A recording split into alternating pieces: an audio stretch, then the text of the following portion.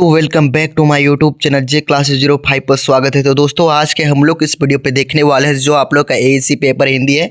इसके लिए हम लोग very important viral question answer देखने वाले हैं जो आपके एग्जाम में डायरेक्ट यही से छपेगा। इसलिए आप लोग इस वीडियो को बिना स्किप करके देखिए और अंत तक देखिए। तो चलो दोस्तों हम लोग समय को नहीं गवाते हैं और वीडियो को स्टार्ट करते हैं। फर्स्ट क्वेश्चन में पूछा गया है कि पल्लवन किसे कहते हैं। तो पल्लवन किसे कहते हैं तो हिंदी लेखन में अपने विचारों को स्पष्ट और प्रभावशाली ढंग से व्यक्त करने के लिए कई विधियां होती है। पल्लवन भी उन्हीं में से एक महत्वपूर्ण विधि है जो छोटे विचारों को विस्तार से समझाने में मदद करती है। देखो दोस्तों, किसी भी शब्द को होता है ना मेरे प्यारे दोस्तों, उसको एकदम छोटे और शब्दों में बताना और अच्छे से बताना, उसी को हम लोग पल्लवन कहते हैं। ठीक है, उसके बाद आप लोग परिभाषा में लिखना होगा मेरे प्यारे दोस्तों कि किसी छोटे वाक्य की सूची या विचार को विस्तार पूर्वक और सरल भाषा में समझाकर लिखना पल्लवन कहलाता है। ठीक, यानी कि एक शब्द है, यानी कि छोटा शब्द है, उसी को हम लोग बहुत ही अच्छा तरीके से समझाएंगे तो उसी को ही हम लोग पल्लवन कहते हैं। अर्थात छोटे विचार को बड़ा करके समझाना ही पल्लवन होता है। यानी कि छोटा विचार है उसको हम लोग बड़ा करके समझाएंगे ना मेरे प्यार दोस्त, तो उसी को हम लोग पल्लवन कहते हैं। तो समझ में आ गया। उसके पल्लवन का क्या उद्देश्य है तो ये भी आप लोगों को लिखना होगा कि पल्लवन का मुख्य उद्देश्य विचारों को स्पष्ट करना, मतलब विचार जो है वो उसको स्पष्ट करना और उसे समझाने योग्य बनाना, मतलब उसको स्पष्ट करना और उसको एकदम समझाने योग्य बनाना। इसके द्वारा हम अपने विचार को अच्छे ढंग से प्रस्तुत कर सकते हैं और हम लोग का जो विचार है उसको हम लोग अच्छे ढंग से प्रस्तुत कर सकते हैं। इसी को ही हम लोग पल्लवन का उद्देश्य कहते हैं। ठीक, उसके बाद हम लोग पल्लवन की विशेषताएं को भी ध्यान देखते हैं। तो इसका क्या क्या विशेषताएं हैं मेरे प्यारे दोस्तों, ध्यान से सुन लीजिए कि इसमें छोटे वाक्य का विस्तार किया जाता है। इसमें छोटा छोटा वाक्य होता है ना मेरे प्यारे दोस्तों, और उसका एकदम विस्तार किया जाता है और उसको एकदम अच्छे तरीके से समझाया जाता है और भाषा सरल और स्पष्ट होती है। इसमें जो भाषा होता है ना मेरे प्यारे दोस्तों पल्लवन में, उसमें भाषा एकदम आसान और स्पष्ट होना चाहिए। ठीक है, और मुख्य विचार नहीं बदलता है, यानी कि मुख्य विचार नहीं बदलता है, उदाहरण देकर समझाया जाता है। पल्लवन में होता है ना, तो पल्लवन में लोग उदाहरण करके भी समझाते हैं। ठीक है मेरे प्यारे दोस्तों, और उत्तर क्रमबद्ध और साफ होता है। और इसका जो उत्तर होता है ना मेरे प्यारे दोस्तों, यानी कि आंसर वो क्रमबद्ध और साफ सुथरा होता है। ठीक है मेरे प्यारे दोस्तों, तो ये आप लोगों का पल्लवन के विशेषताएं भी हो गया। उसके बाद पल्लवन की हम लोग विधि की ओर बढ़ते हैं। तो पल्लवन के विधि में हम लोग कैसे लिखेंगे मेरे प्यारे दोस्तों, तो पल्लवन लिखते समय निम्न बातों का ध्यान रखना चाहिए। यानी कि निम्न बात है, यानी कि कितना बात है उसका हम लोग ध्यान देना है कि पहले दिए गए वाक्य को ध्यान से समझाना चाहिए। यानी कि पल्लवन जो होता है ना, तो उस वाक्य को हम लोगों को ध्यान से समझना चाहिए, उसके मुख्य भाव को पहचानना चाहिए, मतलब उसकी जो मुख्य भाव है उसको हम लोग को पहचानना चाहिए और उसी भाव को विस्तार से लिखना चाहिए। और जो दिया गया है ना मेरे प्यारे दोस्तों, उसी को हम लोग विस्तार से उसको लिखना चाहिए, उसी को हम लोग पल्लवन कहते हैं। उदाहरण देकर समझाना चाहिए और अंत में निष्कर्ष लिखना चाहिए। और अंत जो होता है ना कि लास्ट में, उसमें हम लोग को निष्कर्ष बताना है। ठीक, तो हम लोग बताएंगे। उसके बाद हम लोग उदाहरण, तो उदाहरण भी लिख सकते हैं, आप लोग को लिखिएगा कि समय मनुष्य के जीवन में बहुत महत्वपूर्ण होता है। देखो हम लोग का जो समय है ना, वो हम लोग के जीवन के लिए बहुत ही ज़्यादा महत्वपूर्ण है। जो व्यक्ति समय का सही उपयोग करता है, यानी कि जो व्यक्ति, यानी कि हम लोग समय का सही उपयोग करते हैं तो वह जीवन में सफल होता है। और वह जीवन में क्या होता है, तो सफल होता है। उस समय को बर्बाद करने वाला व्यक्ति पीछे रह जाता है। और जो समय को बर्बाद करता है ना मेरे प्यारे दोस्तों, वो हमेशा पीछे ही रह जाता है। और जो समय का सही रूप से यूज करेगा ना, वो एकदम वो बहुत आगे चल जाता है। ठीक, तो हमें हर कार्य समय पर करना चाहिए और समय की कद्र करनी चाहिए। यानी कि हमें हर कार्य समय पर करना चाहिए और समय का कदर करना चाहिए। इसलिए कहा जाता है कि समय ही धन है। ठीक, समझ में आ गया। देखो समय ही धन है। देखो ये देखो कितना छोटा दिया गया है। ठीक है, इसको देखो मेरे प्यारे दोस्तों, यहाँ पर देख लीजिए, ये देखो कितना छोटा दिया गया है और उसी को हम लोग कितना बड़ा में हम लोग ध्यान से यहाँ समझे, तो उसी को हम लोग कहते हैं मेरे प्यारे दोस्तों पल्लवन कहते हैं। ठीक है मेरे प्यारे दोस्तों, तो समझ में आ गया। उसके निष्कर्ष में आप लोगों को लिखना होगा कि इस प्रकार पल्लवन का महत्वपूर्ण लेखन विधि है जिसके द्वारा छोटे विचार को विस्तार देकर और स्पष्ट और प्रभावशाली बनाया जाता है। यह छात्रों को अपने विचारों को अच्छे ढंग से व्यक्त करने में सहायता करता है। ठीक है, तो ये आप लोगों का क्वेश्चन नंबर 1 हो गया, ठीक है। और आप लोग को समझ में आ गया तो आप लोग कमेंट कीजिए, ठीक है मेरे प्यारे दोस्तों। अब हम लोग क्वेश्चन नंबर 2 की ओर बढ़ते हैं। और जितना भी क्वेश्चन बता रहे हैं मेरे प्यारे दोस्तों, आप लोग का 15 मार्क्स क्वेश्चन आंसर है। और जितना बता रहे हैं D2 एग्जाम में यही से छपेगा, ठीक है। इसलिए ध्यान से देखना है, ठीक है मेरे प्यारे दोस्तों, स्किप नहीं करना है। उसका 2 नंबर की ओर बढ़ते हैं। तो इसमें जो पूछा गया कि संप्रेषण का क्या अर्थ होता है, यानी कि संक्षेपण, यानी कि संप्रेषण या संक्षेपण का क्या अर्थ होता है, ठीक है मेरे प्यारे दोस्तों। तो आप लोग कैसे लिखिएगा कि हिंदी भाषा में लेखन और सरल और प्रभावशाली बनाने के लिए कई विधियां हैं। संप्रेषण भी एक महत्वपूर्ण विधि है, ठीक, जिसके द्वारा बड़े विचारों को छोटे रूप में विस्तृत किया जाता है। यानी कि जो बड़ा विचार है, ठीक, उसको हम लोग छोटे पल्लवन में हम लोग छोटे विचार को बड़ा करते हैं। और जो इसमें संप्रेषण होता है ना, इसमें हम लोग बड़े विचार को हम लोग छोटा करते हैं, ठीक है मेरे प्यारे दोस्तों। तो इसी को हम लोग संप्रेषण करते हैं। उसके बाद आप लोग परिभाषा में कैसे लिखिएगा, तो परिभाषा में लिखिएगा मेरे प्यारे दोस्तों कि किसी बड़े गद्यांश या विचार को उसके मुख्य भाव को बनाए रखते हुए संप्रेषण में लिखना संप्रेषण कहलाता है। यानी किसी भी बड़ा शब्द है या बड़ा गद्यांश है, ठीक, तो उसी को हम लोग अच्छा से उसको क्या करेंगे मेरे प्यारे दोस्तों, बनाए रखते हुए संप्रेषण को लिखना ही हम लोग संक्षेपण कहते हैं, ठीक। अर्थात कि बड़े पाठ को छोटा कर रहे हैं, यानी कि जो बड़ा पाठ है, ठीक, यानी कि देखो जो आप लोग का चैप्टर है उसको बहुत बड़ा बड़ा चैप्टर है, ठीक, तो उसी को हम लोग छोटा करके उसमें लिखेंगे तो वो आप लोग का क्या हुआ, तो आप लोग संक्षेपण हुआ, ठीक। लेकिन उसका मुख्य अर्थ बनाए रखना ही संप्रेषण होता है। तो संक्षेपण का उद्देश्य क्या होता है, तो इसका उद्देश्य होता है कि समय की बचत करना, ठीक है। कि बड़ा भी पार्ट है उसको हम लोग छोटा पार्ट में हम लोग बता देंगे तो हम लोग को उसमें समय का बचत होगा कि नहीं होगा मेरे प्यारे, तो ठीक है। और मुख्य बात को स्पष्ट रूप से प्रस्तुत करना, और उस चैप्टर में देखो जो सबसे मुख्य बात है उसको हम लोग स्पष्ट रूप से प्रस्तुत करना है। अनावश्यक बातों को हटाना है, और जो हम लोग को पढ़ना योग्य नहीं है उसको हम लोग हटाना है, ठीक। तो इसी को हम लोग संप्रेषण कहते हैं। और संप्रेषण की विशेषताएं को हम लोग ध्यान देना है।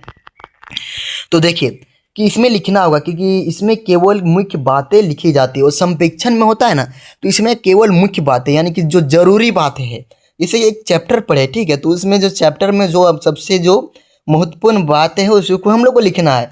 और भाषा सरल और स्पष्ट होती है, इसमें भी जो भाषा होना चाहिए वो सरल और स्पष्ट होना चाहिए, ठीक है। और अनावश्यक विवरण को हटा देना चाहिए, ठीक, जो अनावश्यक यानी कि जो हम लोग को पढ़ने योग्य नहीं है उसको हटा देना चाहिए।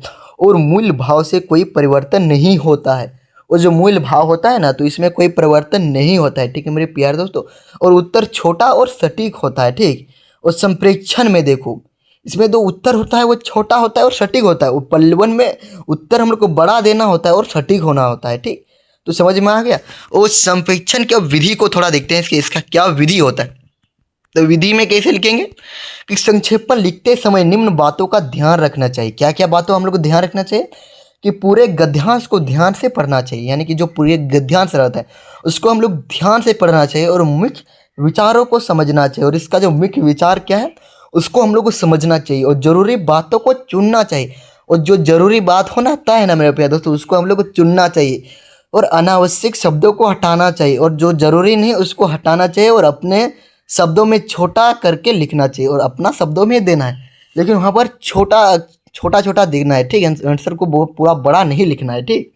तो इसी को हम लोग संक्षेपण की विधि कहते हैं। उसका उदाहरण में देख लीजिए, उदाहरण बहुत जरूरी है। देखिए मेरे प्यारे कि राम प्रतिदिन सुबह जल्दी उठता है, यानी कि जो राम है वो प्रतिदिन सुबह जल्दी उठता है और व्यायाम करता है, ठीक। और समय पर विद्यालय जाता है, जिससे वो स्वस्थ और सफल रहता है, ठीक। और जिससे वो स्वस्थ और सफल रहता है। संप्रेषण में कि राम समय का पालन करता है, इसलिए वह स्वस्थ और सफल है, ठीक। देखो मेरे प्यारे दोस्तों, ये देखो संक्षेपण में कितना छोटा है और देखो यहाँ पर कितना बड़ा है, ठीक। तो समझ में आ गया। अब निष्कर्ष लिखना बहुत ही ज़्यादा जरूरी है कि इस प्रकार संक्षेपण एक महत्वपूर्ण लेखन विधि है जिसके द्वारा बड़े विचारों को छोटा और स्पष्ट रूप से प्रस्तुत किया जाता है। यह छात्रों को कम शब्दों में अधिक बात कहने की कला सिखाता है और परीक्षा में अच्छे अंक दिलाने में सहायक होता है, ठीक है। तो मुझे आशा है कि आप लोगों को जो संक्षेपण है वो समझ में आ गया। 3 में दिया गया है कि ज्ञापन से आप क्या समझते हैं। तो ज्ञापन से हम लोग क्या समझते हैं कि सरकारी और कार्यालयीय कार्यों में सूचनाओं के आदान प्रदान, ठीक, यानी कि सरकारी और कार्यालयीय कार्यों में सूचनाओं का आदान प्रदान के लिए विभिन्न प्रकार के पत्रों का उपयोग किया जाता है, यानी कि हम लोग लेटर लिखते हैं। जैसे कि हम लोग बैंक जाते हैं तो बैंक में हम लोग लेटर लिखते हैं कि नहीं मेरे प्यार दोस्तों, लेटर भी लिखना पड़ता है। और यदि हम लोग स्कूल में छुट्टी मांगते हैं तो उसके लिए भी लेटर, उसी प्रकार हम लोग पत्र लिखते हैं, ठीक है। तो इन्हीं में से एक महत्वपूर्ण माध्यम ज्ञापन है, ठीक है, जो किसी सूचनाओं को लिखित रूप से प्रस्तुत करने के लिए प्रयोग किया जाता है, ठीक। यानी कि देखिए मेरे प्यारे दोस्तों, हम लोग लेटर लिखते हैं किसी भी जगह पर, यानी स्कूल में लिखते हैं, कॉलेज में लिखते हैं या अन्य जगह पर हम लोग लिखते हैं, तो उसी को हम लोग क्या कहते हैं, तो उसी को हम लोग ज्ञापन कहते हैं, ठीक। अब हम लोग परिभाषा की ओर बढ़ते हैं। तो इसमें पूछा गया कि परिभाषा कि किसी कार्यालय या संस्था में सूचना, आदेश या संदेश को लिखित रूप में संदेश के लिए जो संक्षिप्त पत्र लिखा जाता है उसे ज्ञापन कहते हैं। समझ में आ गया? अर्थात कार्यालय के अंदर सूचना देने वाला छोटा पत्र ज्ञापन कहलाता है, ठीक। समझ में आ गया? ज्ञापन का उद्देश्य क्या होता है?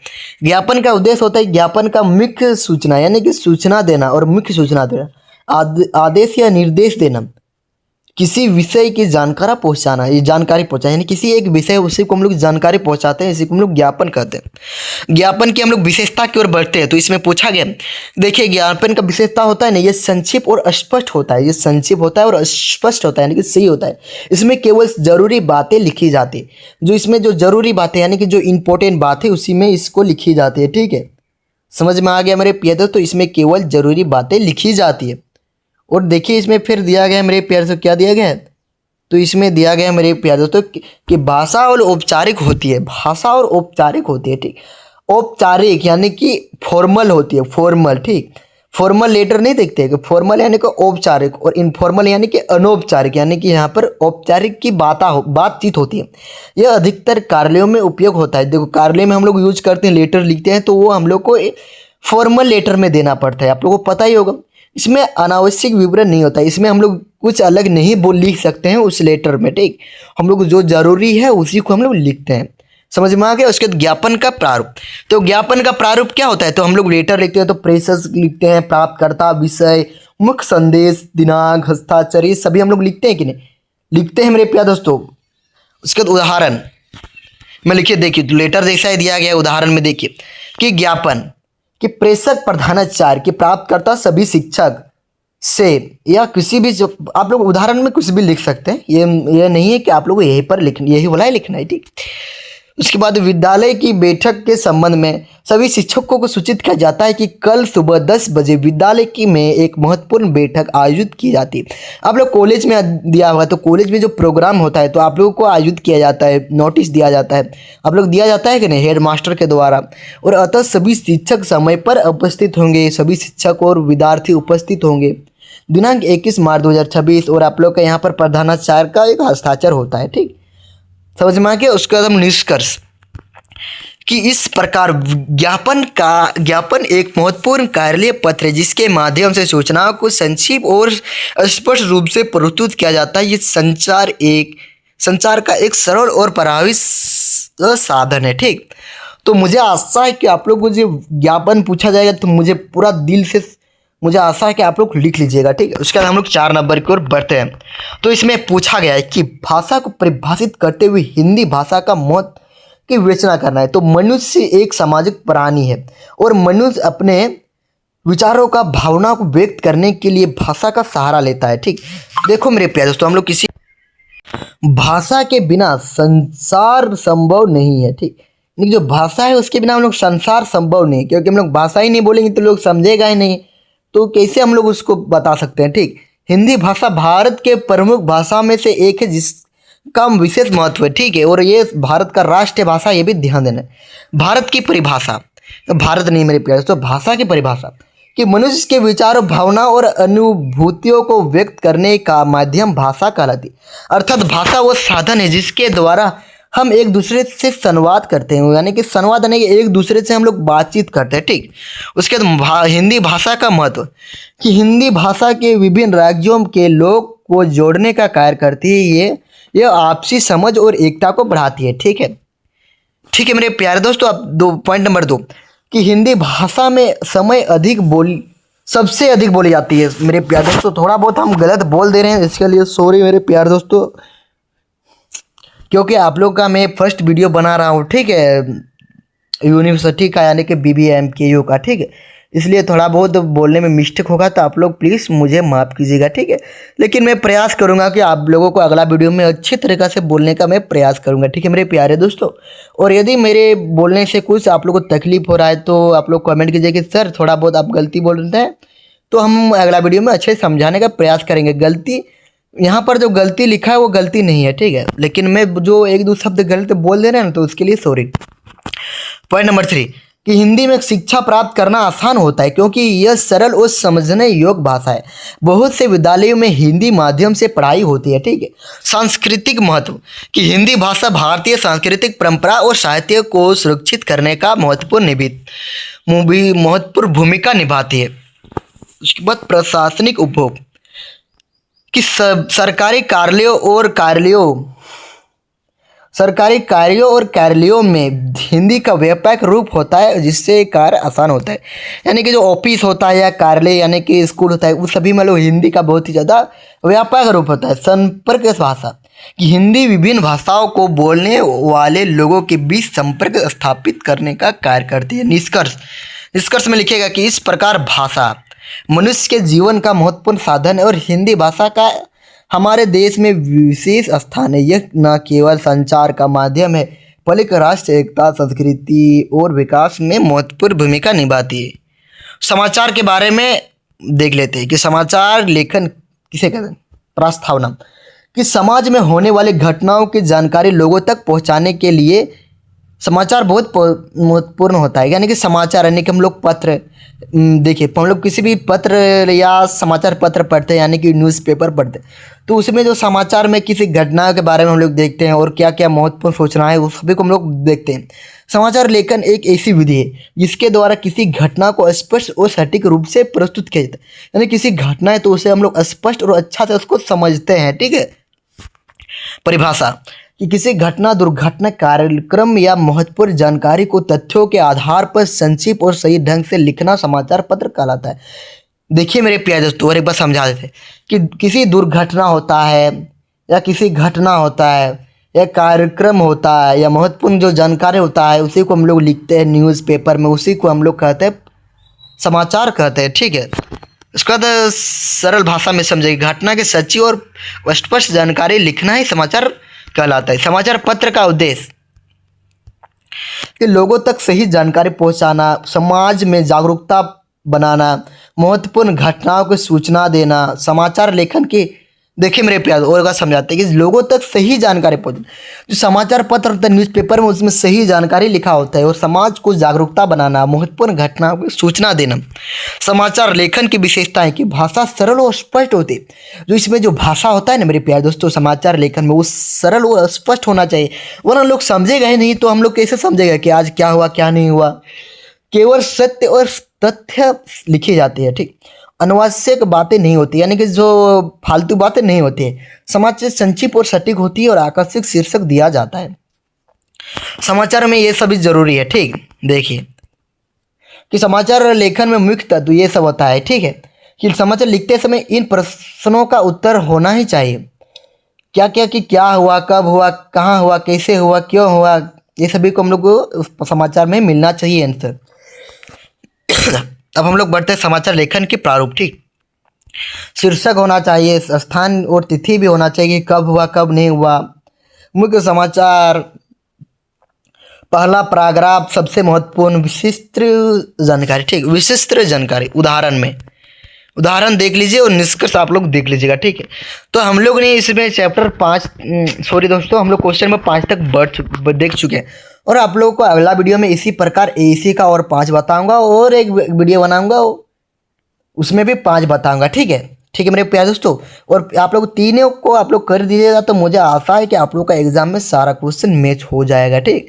तो ये वीडियो आप लोग को अच्छा लगा तो लाइक करें, कमेंट करें और सब्सक्राइब करें क्योंकि इसी प्रकार और भी वीडियो का प्रोवाइड किया जाएगा और सब्जेक्ट का भी तैयारी किया जाएगा। तो बस आप लोग कमेंट कीजिए, ठीक है मेरे प्यारे दोस्तों। और आप लोगों का जो छोटा भाई बहन है जो आप लोग का 8, 9, 10, 11, 12 में पढ़ते हैं तो उस सभी को भी बता देना कि इसी चैनल में आप लोगों के साथ उस सभी का भी पढ़ाई किया जाता है। तो जय हिंद, वंदे मातरम।